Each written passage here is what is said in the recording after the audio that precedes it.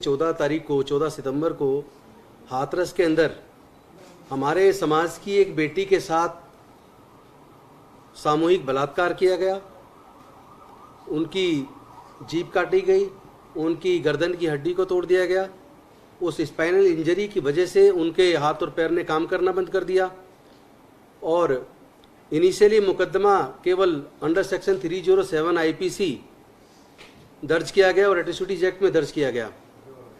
ना तो उस बच्ची को सही इलाज मुहैया कराया गया और जब वो बच्ची 9 दिन में होश में आई और समाज ने और परिवार ने सबने प्रेशर बनाया, तब जाके यूपी की पुलिस ने गैंग रेप का मुकदमा दर्ज किया और उसको अच्छा इलाज नहीं मिला।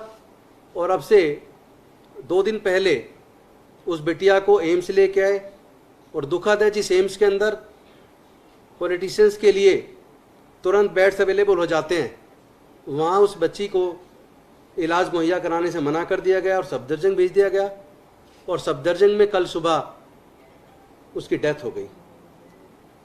पूरे समाज को ये संदेह था कि यूपी की पुलिस पक्षपात कर रही है, ठीक से इन्वेस्टिगेशन नहीं कर रही है और हो सकता है बॉडी को चुपचाप ले जाएं।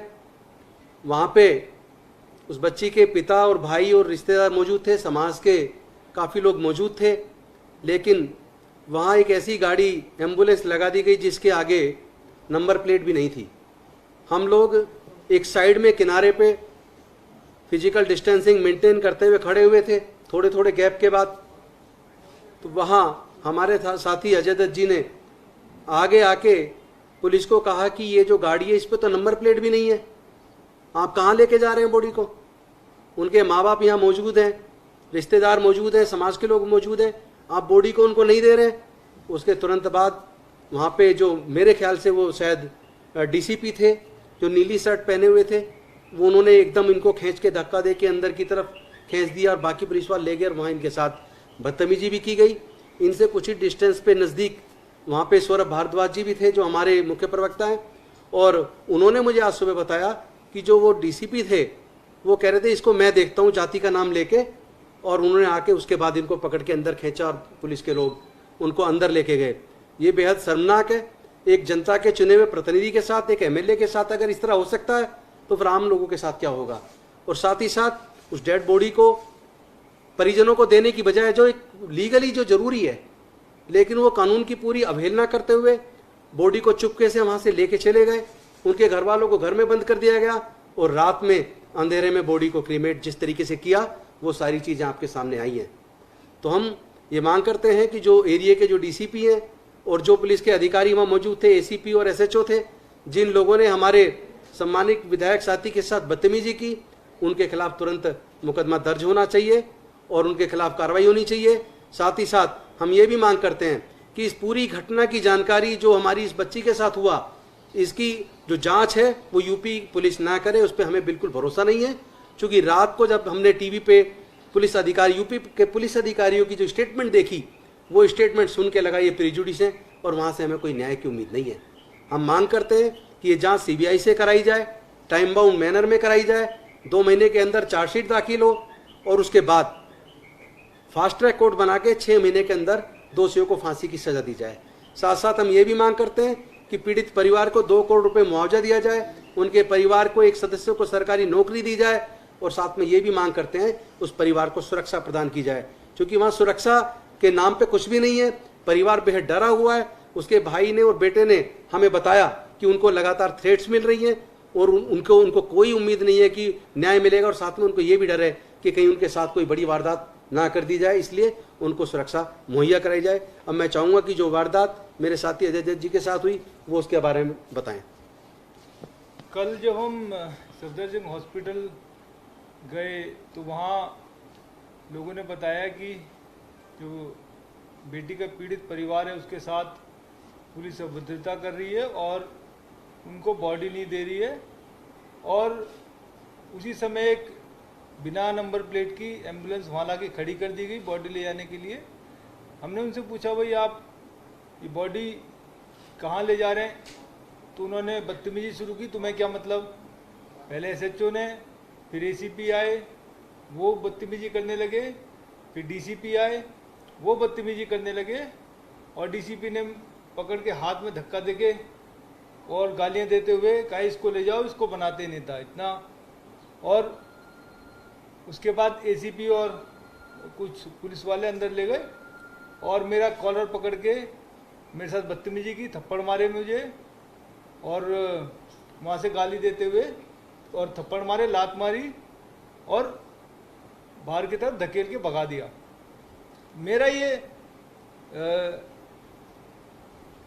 पूरे संविधान में जितने लोग बैठे हैं उनसे बहुत बड़ा प्रश्न है कि जो चुने हुए लोग हैं, मैं दलित समाज से आता हूँ, मेरी ये रिस्पॉन्सिबिलिटी बनती है कि कोई भी दलित समाज का व्यक्ति या बेटी या कोई भी बेटी जो पीड़ित है उसकी फैमिली के साथ खड़ा होना मेरी रिस्पॉन्सिबिलिटी है, उनको सांत्वना देना, उनके दुख में खड़ा होना मेरी रिस्पॉन्सिबिलिटी है। अगर हम उनके दुख को बांटने गए हैं तो पुलिस पूरा का पूरा एक नया वहाँ पर प्रपंच रच रही है, छुपा के बॉडी ले जाने की कोशिश कर रही है। जो पीड़ित परिवार है उसको बॉडी लेने का हक था, उसको बॉडी नहीं दी जा रही है।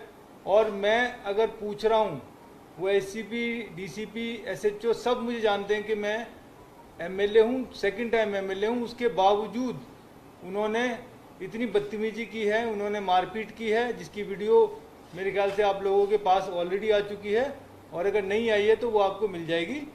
तो ये दिल्ली पुलिस क्या चाहती है? क्या इस देश में कोई कानून व्यवस्था है? क्या इस देश में दलितों को, गरीबों को कानून कुछ मिल सकता है? या सिर्फ जो बड़े बड़े एमपीज हैं या इनकी पार्टी के एमपीज हैं उन लोगों के लिए सारी सुरक्षा है?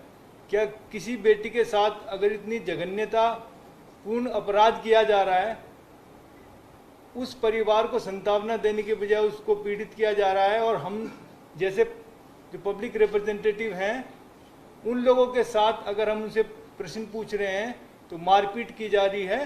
तो मैं माननीय गृह मंत्री अमित शाह जी से ये दरख्वास्त करता हूं कि और कमिश्नर ऑफ पुलिस से दरख्वास्त करता हूं कि इन तीनों डीसीपी, एसीपी और एसएचओ को तत्काल प्रभाव से निलंबित करें और इसकी कार्रवाई, इस पूरे केस की कार्रवाई सीबीआई में हो और ये मैसेज दे दिया जाए कि अगर किसी चुने हुए विधायक के साथ पुलिस इस तरीके का बर्ताव करती है जिन्हें वो जानती है, तो आम आदमी के साथ तो वो दिन रात क्या करती होगी।